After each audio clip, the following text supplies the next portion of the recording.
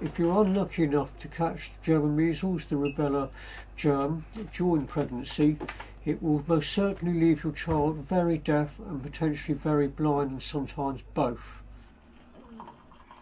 I'm as good as blind in my right eye and nearly blind in my left, and I'm as good as totally deaf in my right ear and partially deaf in my left ear.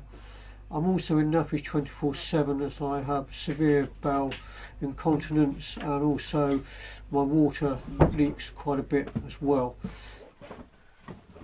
I try to live as near normal life as possible, probably because I was very lucky to be brought up by parents who didn't really treat me too much as a disabled person, and I think that's actually quite important.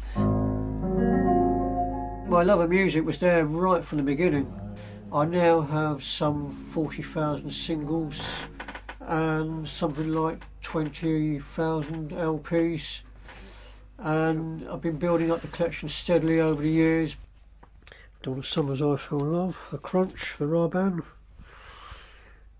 Figaro, Brotherhood of Man, if you remember them. The idea of life without music, no, it's a bit like life without the sound of the birds in the morning, isn't it? I really hope that day never comes.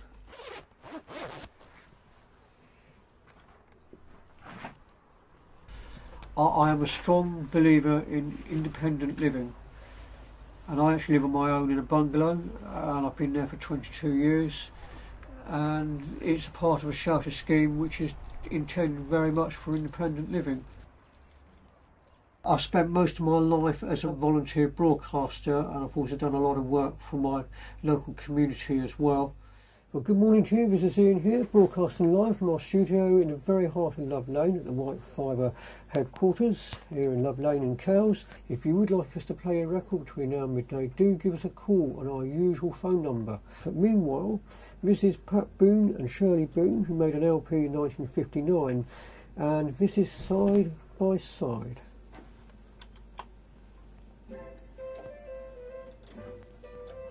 About 20 years or so ago, in the early 90s, there was the MMR vaccine scare, which was suggesting that it may be causing some children to have autism.